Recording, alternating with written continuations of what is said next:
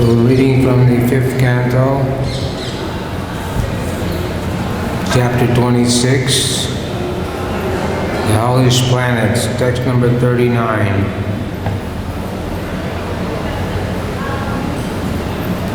Shudva stulam tata shukshman. Everyone can repeat. Shudva stulam tata shukman. Upam bhagavato yati. Ule nirdiptam atmanam. Sannai sukshmam diyam nadeti. Shudva suklam tata sukshmam. Rupam bhagavato yati. Tule nirditam atmanam. Sannai sukshmam diyam nadeti.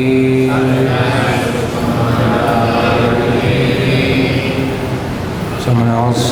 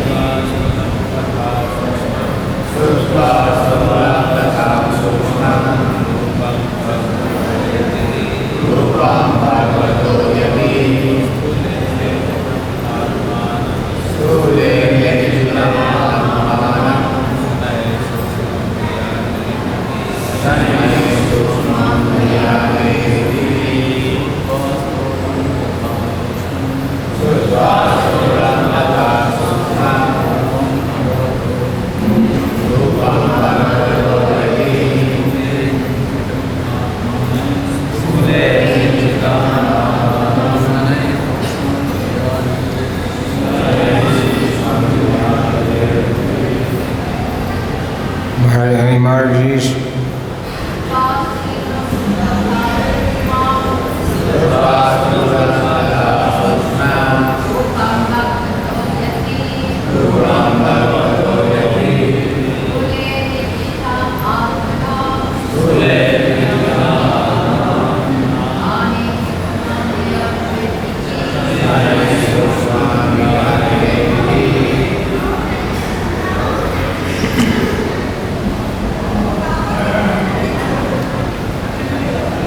Word for word. Shudva, after hearing of, from the disciplic succession, Tulam, gross, Tata, as well as, Rupam, subtle, Rupam, form, Bhagavata, the Supreme Personality Godhead, Yati, a sannyasi, or devotee, Tule, the gross form, Nirjitam, conquered, Manam, the mind, Sanai, gradually, Sukshmam, the subtle, spiritual form of Lord. Niyam, by intelligence. Not yet, one should lead it to, iti, thus. Translation and purport by His Divine Grace A.C. Bhaktivedanta Swami Srila Prabhupada. One who is interested in liberation, who accepts the path of liberation, and is not attracted to the path of conditioned life, is called yati, or a devotee. Such a person should first control his mind by thinking the Vrata Rupa, the gigantic universal form of the Lord, and then gradually think of the spiritual form of Krishna, Satchidananda Vigraha. After hearing of both forms, thus one's mind is fixed in samadhi. By devotional service, one can then realize the spiritual form of the Lord, which is the destination of devotees. Thus his life becomes successful. Purport by Srila Prabhupada. It is said, Mahat Sevam Dwaram Ahur Vimukti. If one wants to progress on the path of liberation, he should associate with Mahatmas, or liberated devotees, because such association is there is a full chance for hearing, describing, and chanting about the name, form, qualities, and paraphernalia of Supreme Personality Godhead, all of which are described in Srimad Bhagavatam. On the path of bondage, one eternally undergoes the repetition of birth and death. One who desires liberation from such bondage should join the International Society for Krishna Consciousness and take advantage of the opportunity to hear Srimad Bhagavatam from devotees and also explain it to propagate Krishna consciousness. Om Aryanataram Nashanjanana Slakaya Saksu Amitabhajana Tasmai Shri Gurave Namaha Sri Chaitanya Manobhistam Stapitam Jena Bhutale Swayam Rupagadammayam Danti Swapadantikam Panchakopachuryascha Pipasindhuevacha Harinam Bhavnebhyo Vaishnevyo Namo Namaha Shri Krishna Chaitanya Prabhu Nityananda Shri Advaita Gadadhar Shri Vasudeva Gaur Bhaktavinda Hare Krishna, Krishna Krishna, Hare Hare, Hare Rama, Rama Rama, Hare Hare.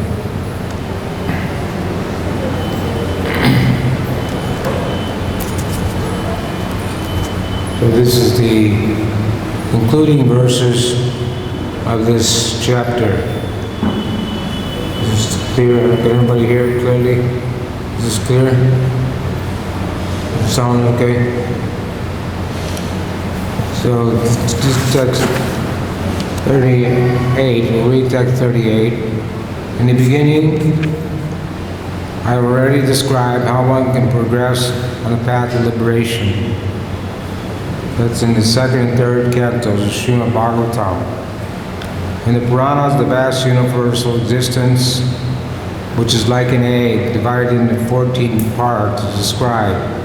This vast form is considered the eternal body of the Lord, created by his energy and qualities. It is generally called the Vrata Rup.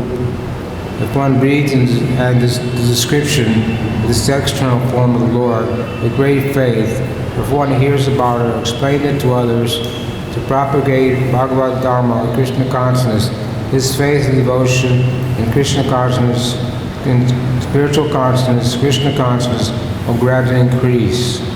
Although developing this consciousness is very difficult, by this process one can purify himself and gradually come to an awareness of the supreme absolute truth. In today's verse, well, I can read the purport. It's a short purport. That's why I chose two verses. The Krishna consciousness movement is pushing forward the publication of Srimad Bhagavatam, as explained especially for the understanding of modern civilized man, to awaken him to his original consciousness. Without this consciousness, one melts into complete darkness. Whether one goes to the upper planetary system or the hellish planetary system, he simply wastes his time.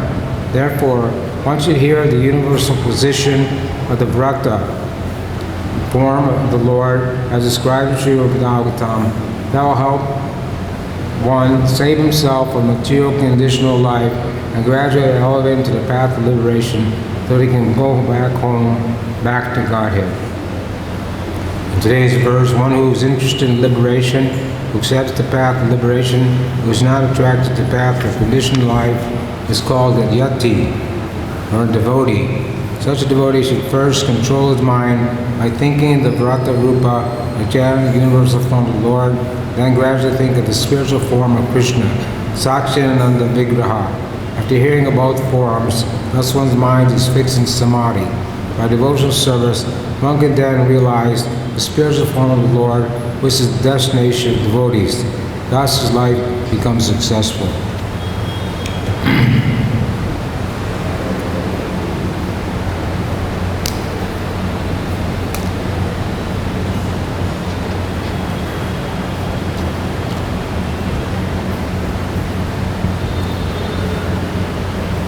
So, this chapter is called the Hellish Planets.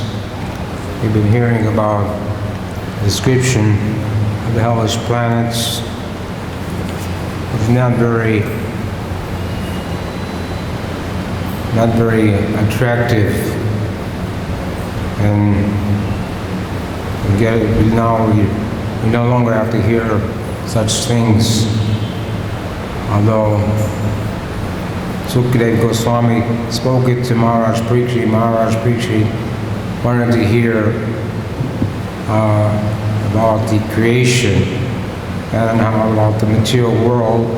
This is required to be a Purana. The Srimad Bhagavatam is a spotless Purana, and Sukadeva Goswami was a pure devotee with no he was had no material consideration. He was not in any way affected by the three modes of material nature. He was out of the modes of material nature.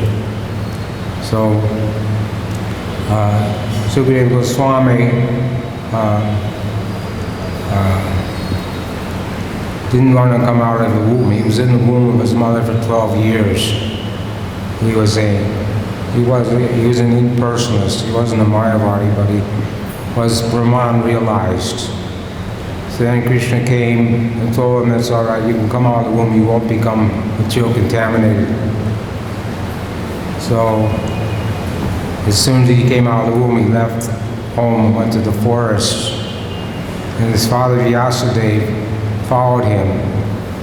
And when Sukadeva Goswami was walking by, some ladies were taking bath with no clothes on.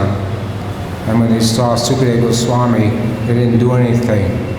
When they saw Vyasadeva, they immediately covered themselves, because they knew Sukadeva Goswami was a pure devotee. He didn't make distinction between male and female, where Sri Vyasadeva was still in the household life, so therefore they thought it was not proper to not cover their bodies. But anyway, the point is that Sukadeva Goswami is speaking Srimad Bhagavatam, and Maharaj Parikshit, who was given notice, a 7-day notice of his death, renounced everything. He became totally detached from this world and went to hear from Sukadeva Goswami to achieve the ultimate goal of life, to go back home, back to Godhead. So these narrations of the different planters, this is not considered mundane. It's all spiritual. It's all purifying for us to hear. But the hearing about the hellish planets and the punishment that is dished out by the Yamadutas is very gory, very painful to hear, and so we can go through. We should be now. We'll get a little relief when we finish with this chapter. So in this verse, there's two paths. It's describing two paths that one can follow. There's a pravritti marga and nivritti marga, path of sense gratification, path of liberation. Most people in this material world are interested in Dharma, Artha, Kama, Moksha. They're interested in practicing some religion just to make a show. And in the world they were reading Bhagavad Gita about the divine and demoniac, and how people have concocted so many different religions have been concocted which aren't bona fide, and people accept such religions for sense gratification, for economic development. But very few people are actually interested in liberation or know what liberation even means. So this is the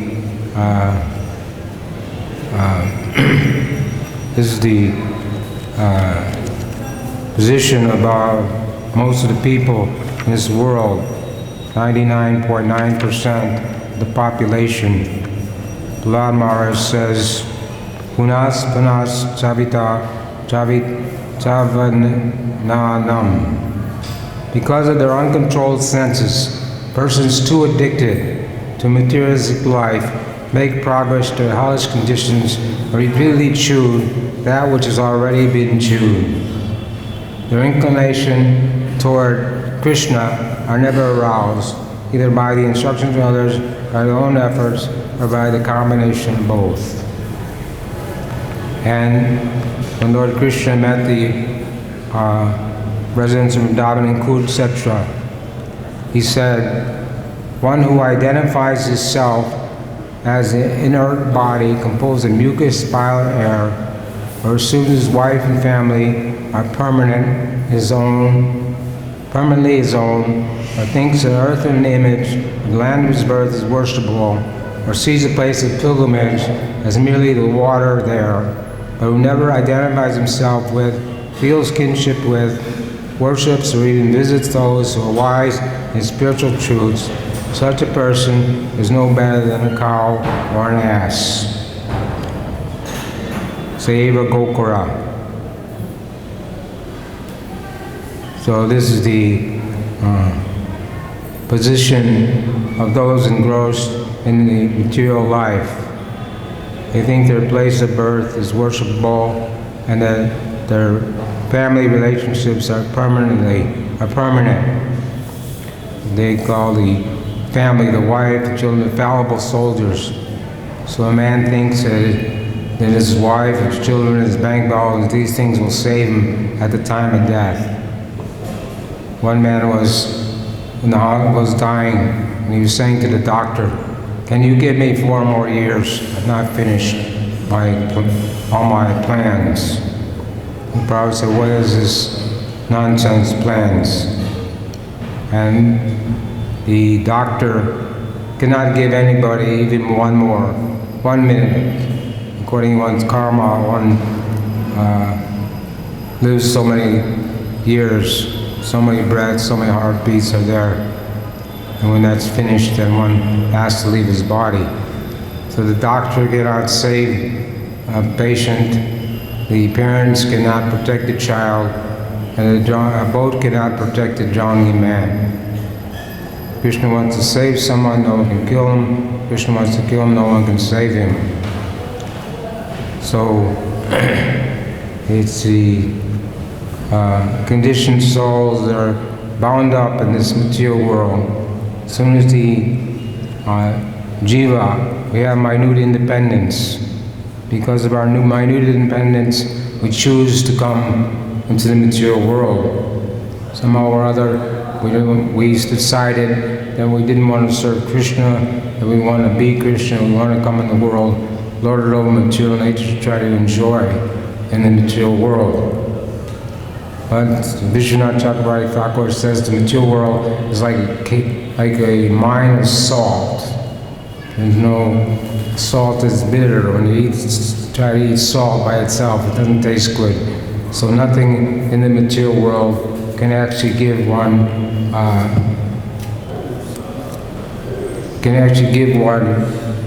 satisfaction. Like Brahma says, chewing the chew. They over and over again, they're trying to enjoy in so many ways.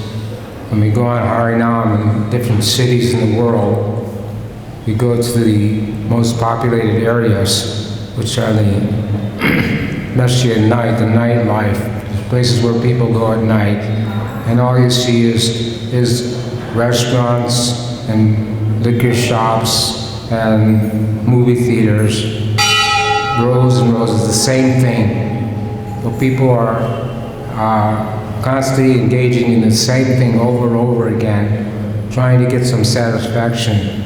But it's like pouring fuel into the fire to put a fire out. It doesn't work. It's lust alone. Lust burns like fire, cannot be satisfied. And their senses cannot be satisfied no matter how many ways they try. And not only that, the more they accumulate, the more money they have, the more anxiety they're in. So one person became a devotee, and his friend,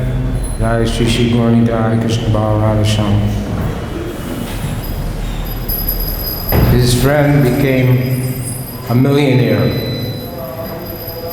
One person became a devotee, his friend became a millionaire. And when his friend saw the devotee, he said, "I think your lifestyle is better than mine.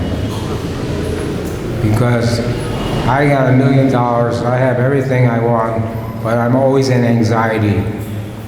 I can't sleep at night, and I have so many problems, and some people who have money, they're always worried about someone stealing their money, and there are people always bothering them to take their money for donations."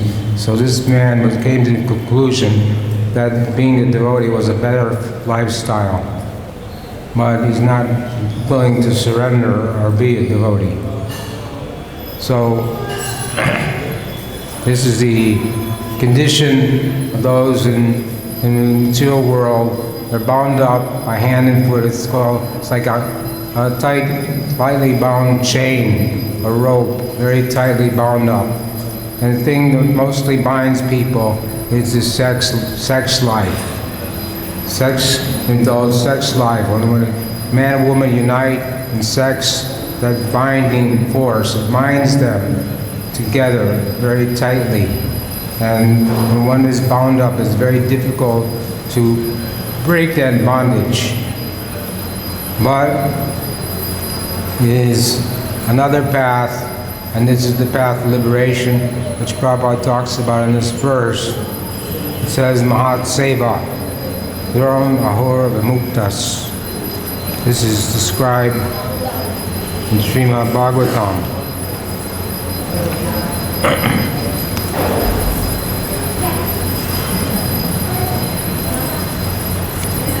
Lord Rishabdev, in the previous verses, Lord Rishabdev told his sons, "My dear boys, of all living entities who have accepted material bodies in this world, one who has been awarded this human form should not work hard day and night simply for sense gratification, which is available even for the dogs and hogs that eat stool."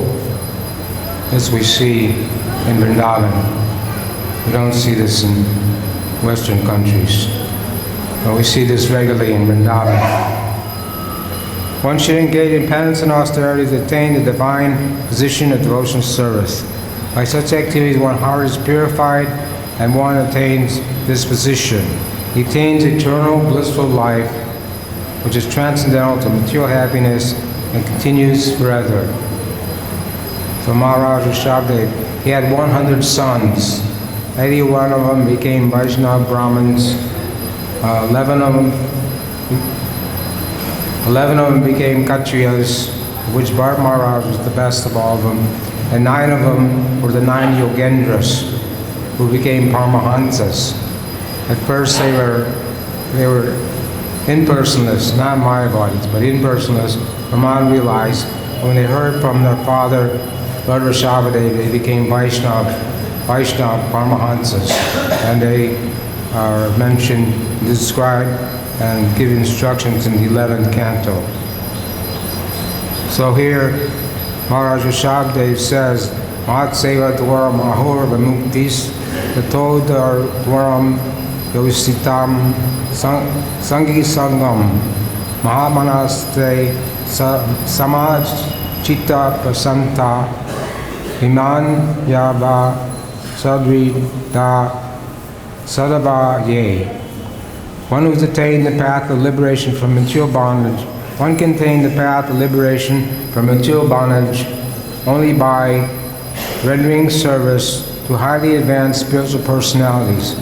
These personalities are impersonalists and devotees, but when one wants to merge into Lord's existence or wants to associate with the personality of Godhead, one should render service to the Mahatmas. For those who are not interested in such activities, who associate with people fond of women and sex, the path to hell is wide open. The Mahatmas are equal poles. They do not see any difference between one living entity and another. They are very peaceful and are fully engaged in devotional service. They are devoid of any anger and they work for the benefit of everyone. They do not behave in any abominable way. Such people are known as Mahatmas. And the 9th chapter of Bhagavad Gita is described, Mahamanas tu mam partha daivim prakritim ashritaha vijanti anya manaso yadva bhutadim avyajam. Those who are not deluded, great souls, are under the protection of the divine nature, are fully engaged in devotional service because they know me as the Supreme Personality of Godhead, original and inexhaustible.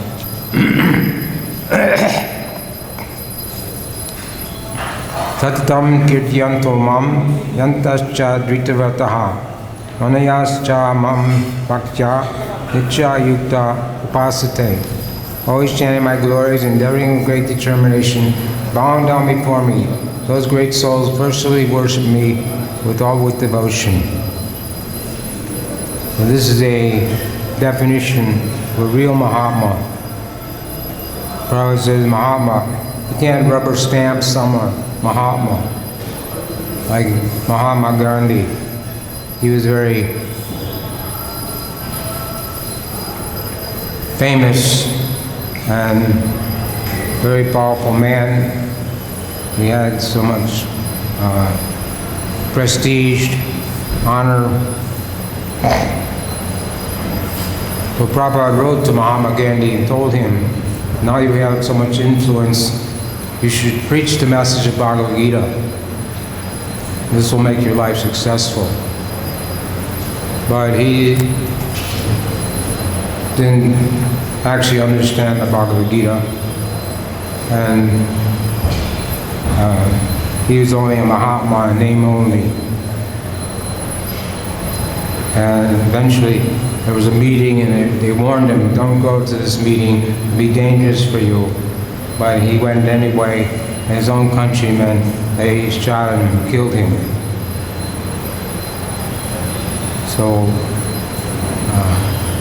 says the Mahatma, he should control his mind and gradually think of the form of Krishna, Satchidananda Vigraha.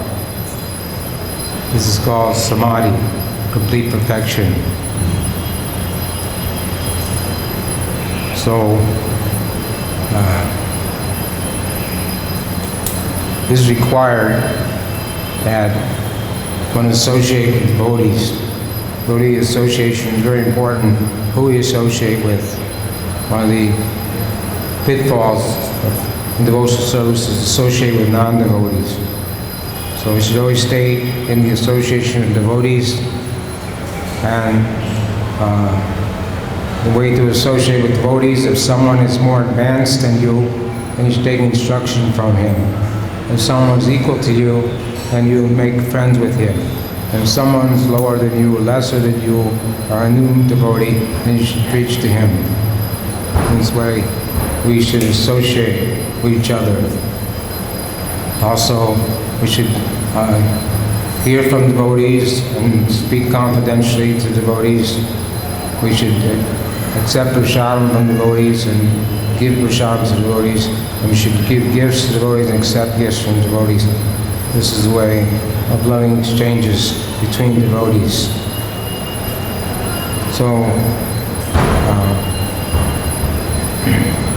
The end, Prabhupada says that one who desires liberation from such bondage should join the International Society for Krishna Consciousness, take advantage of the opportunity to hear Srila Bhagavatam from devotees, and also explain it to propagate Krishna consciousness. So, someone is claiming to be a Christian, then if he's actually a Christian, he'll join this Krishna consciousness movement. Christians, they rant and rave, they say if you accept Jesus Christ, if you don't accept Jesus Christ, you're going to hell. But they are also don't accept Jesus. Accepting Jesus Christ means accepting his instructions. So his first instruction was, thou shalt not kill. So they misinterpret this to mean thou shalt not murder, and it only applies to human beings. But thou shalt not kill applies to all living entities. And therefore, this wholesale slaughter of animals, slaughterhouses, slaughtering cows is going on all over the world. And the Catholic Church has the biggest slaughterhouses in the world. They're so-called Christians, but they're not following Jesus Christ's instructions, so they also have to suffer a reaction. They also are going to hell. But devotees, we're following the principles of religion: no meat, no gambling, no intoxication, no illicit sex. And we follow strictly these principles, then the path, we're on the right path to go back home, back to Godhead.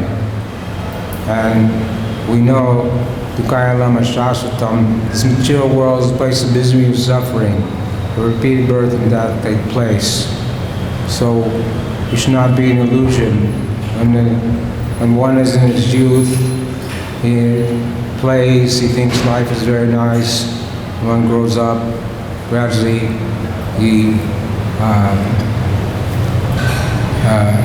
when one is young, he thinks life is very nice, but when you get older, things don't seem so nice anymore.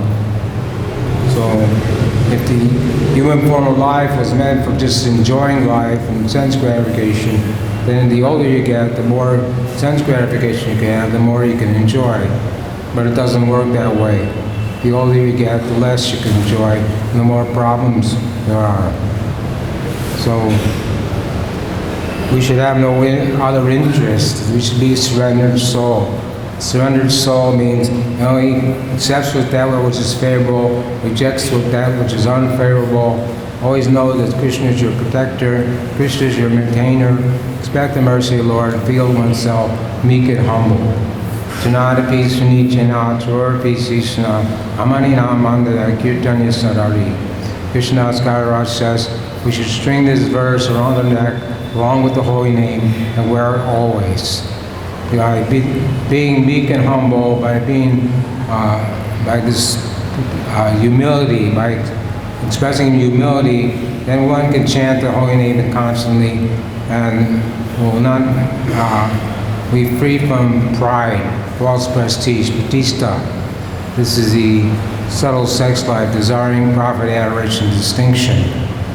And these things, if one desires to have many disciples and accumulate money, these things ruins one's devotional service.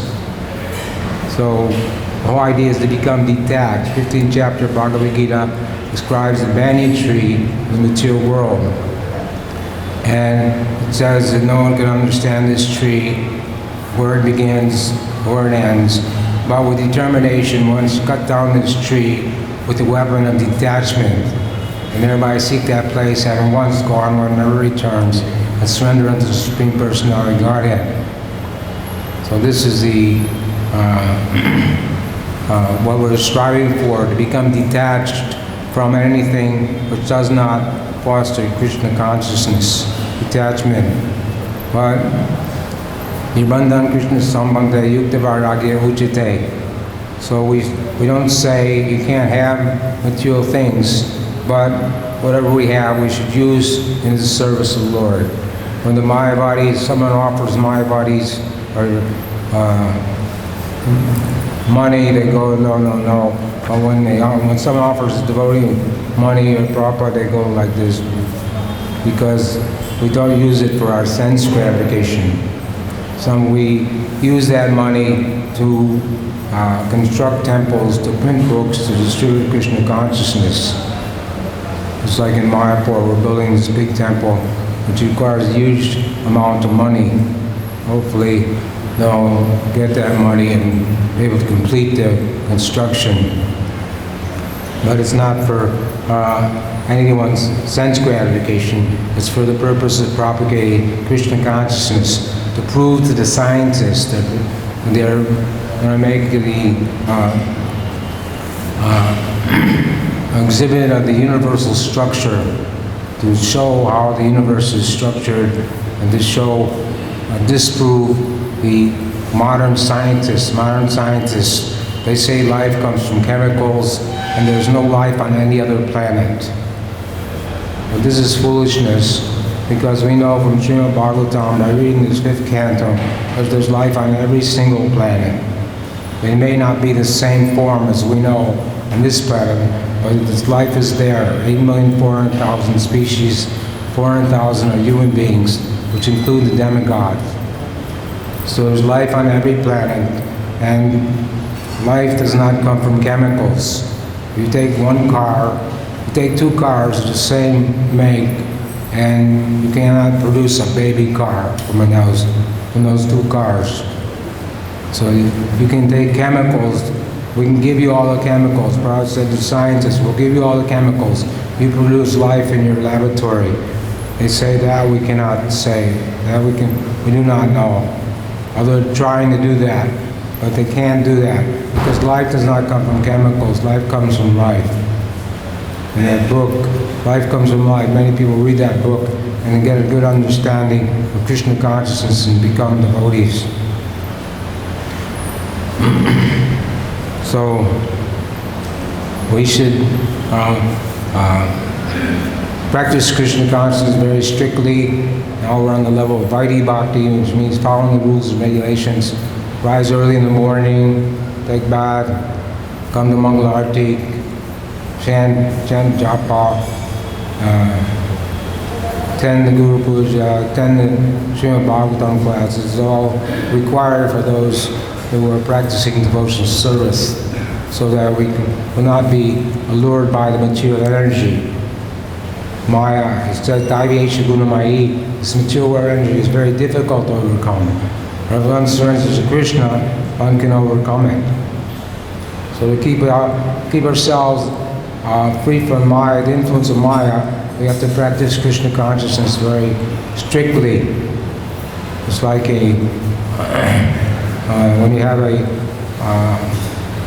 park they call a car park, where people park their cars. So when the lot is full, you can't put your car in. As soon as there's an empty space, another car can move in. So if we leave some space in our devotional lives, then Maya can creep in and cause us problems, disturb our minds and senses. So we should not allow Maya to come into our lives. And if we chant the holy name in the stage, there's no other way. Harinam, Harinam, Harinam, Kevalo, Gluna Stevana, Kachiranyata. That the process for this age is chanting the holy name. So every day we should try to chant at least 16 rounds attentively without offenses, and this will keep us in the mode of goodness and bring us to pure goodness. If one is not happy in Krishna consciousness, Prabhupada said, if one is not happy in Krishna consciousness, it means you're influenced by the mode of ignorance. So we shouldn't stay in the mode of ignorance. If we're not happy, we should find out what the reason is, and we should apply the process more diligently. It says we should apply Krishna consciousness. Everything we should do with great care and intention. So especially when we're chanting japa, if you're feeling sleepy and you should walk. They asked Prabhupada, I'm feeling sleepy when I chant. He said, you should walk like I do. You see Prabhupada in his room in LA, there's one video where he's chanting japa, walking back and forth. So if you can't sit, it shouldn't be an illusion that I'm going to sit down now and chant 16 rounds without falling asleep. If you're in that illusion, and it happens every single day, then you're like rowing the boat with the anchor down. One marriage party, they got on a boat at night, and they told the boatman to row them across the river. So they went in the boat and fell asleep. And when they woke up next morning, they were still in the same place. Said, well, what happened? Boatman, we're still in the same place. He said, I don't know, I've been rowing all night. And then he looked, what was the problem? Forgot to take up the anchor. So he says, if you're sleeping during your japa, if you're not performing devotional service attentively, it's like you're keeping the anchor. You're not pulling up the anchor. You're still in the mode of passion and ignorance.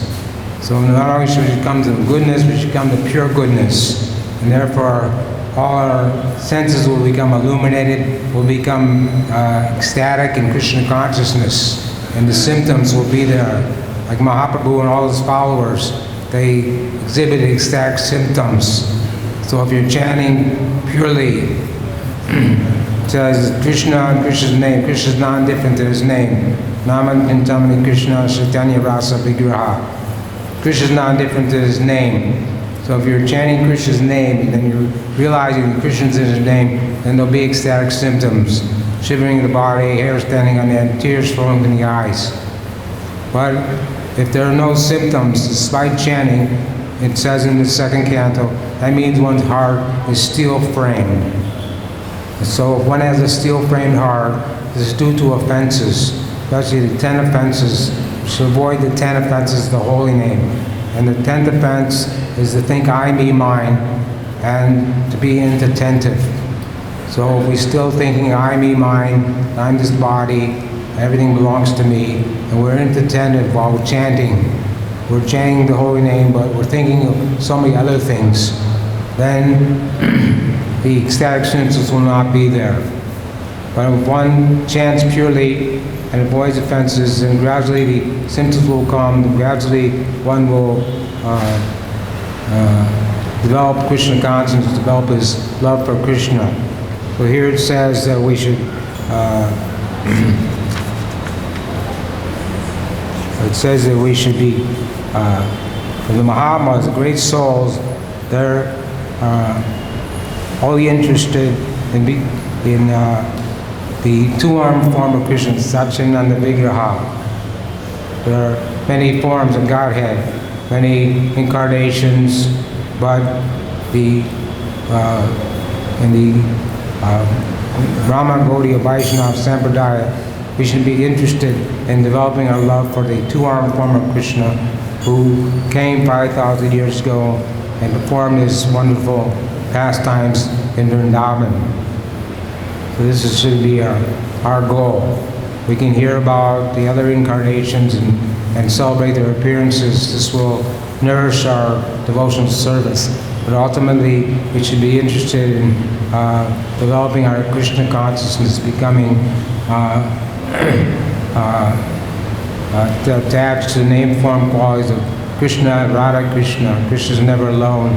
He's always with his consort, Srimati Radharani.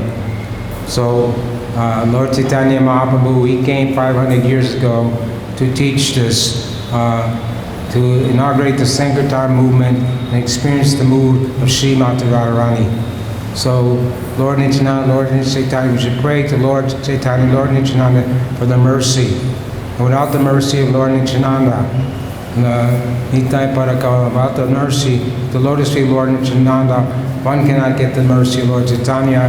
Without the mercy of Lord Chaitanya, one cannot get the mercy of Radha and Krishna.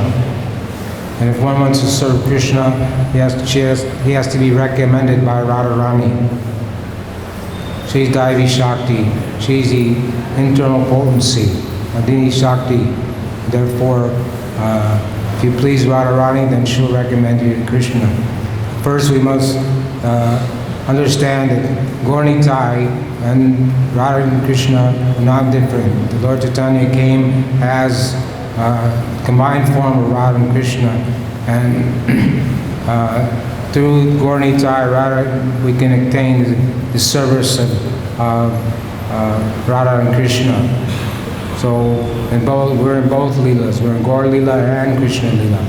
And Stride and Java Dharma, we can be in both Leelas in the spiritual world, Gaur Leela and Krishna Leela. So we chant Sri Krishna Chaitanya Prabhu Nityananda Shri Advaita Gadadhar Srivasadi Gaur Bhaktivinoda. We chant that before we chant japa, before we chant kirtan, to free us from offenses. And then we chant the holy name. Hare Krishna, Krishna Krishna, Hare Hare, Hare Rama, Rama Rama, Hare Hare. So, this is important that we associate with devotees, especially Mahatmas, or great devotees who can guide us properly, and by taking the Krishna consciousness, we'll no longer have to stay in the material world. He'll help oneself save himself from material conditioned life and gradually elevate him to the path of liberation so he can go back home, back to Godhead. Hare Krishna. Srimad Bhagavatam ki, Srila Prabhupada ki, Gaur Premanandi.